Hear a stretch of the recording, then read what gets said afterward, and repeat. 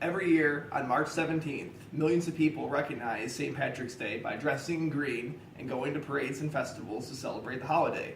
But have you ever wondered and stopped and think what you're really celebrating? Like, whom is St. Patrick and why is everyone wearing green?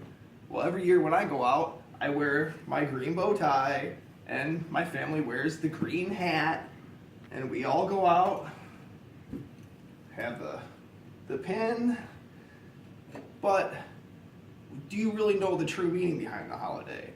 Well, I'm Irish, and my great-grandparents came as Irish immigrants from Ireland and landed on Ellis Island in New York in the early 1900s.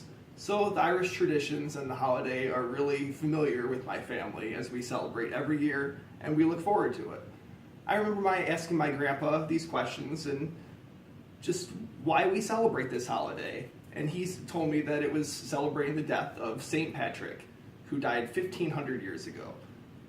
Well, when I think of St. Patrick's Day in Ireland, I associate leprechauns and rainbows and a lot of other fictional characters, as my grandpa's favorite pin has a little leprechaun on it. So there's a lot of mythology that's associated with this Irish holiday. But the interesting thing behind it is that St. Patrick is actually a real person, and his name's not even really Patrick. He was born as Maewyn Succat in the beginning of the 4th century, which is now current-day Great Britain. But back then, the geography of Great Britain was under Roman rule, so our Irish saint was actually a Roman citizen, which is really ironic. Well, he was captured at an early age by the Irish, and I remember my grandpa telling me that it was Irish pirates that captured him. And they took him and held him captive and put him in an Irish jail.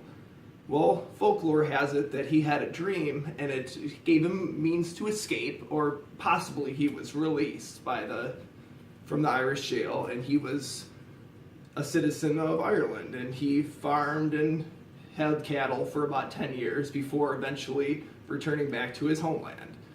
Well, he became a Roman priest, and he studied Christianity. And he was actually one of the founding fathers to bring and introduce Christianity bring it into Ireland. One of the interesting things is that he changed his name then to Patricius, and that is Latin for father figure, which translates to Patrick as the name that we're familiar with him now.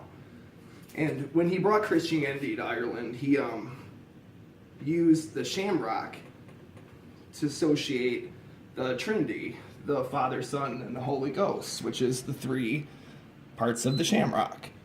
So this is a really good reference point for the Irish people, as they could pick this up anywhere. And even though the shamrock was something that was common all throughout Europe, it was really associated with the Irish and Christianity and how he was trying to introduce this to the people.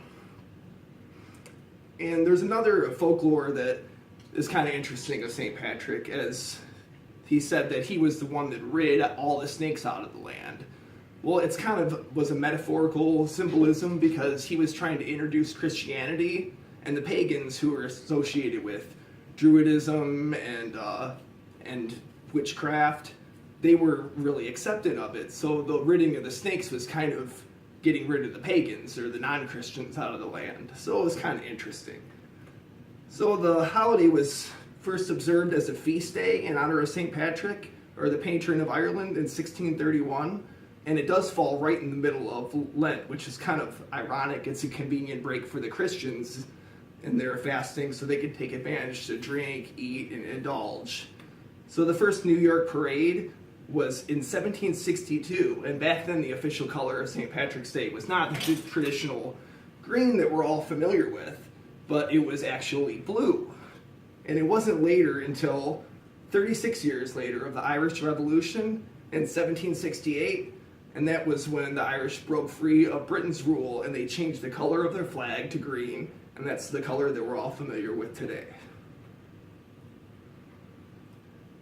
Well, now that you all know the reasons we celebrate St. Patrick's Day, and that he is a real person, and the great contributions that he made to Christianity and the people of Ireland, it is a very real story. And when you go out on St. Patrick's Day next year, if you're Irish or not, Now you can share the deeper understanding of the holiday and impress your friends with some interesting facts.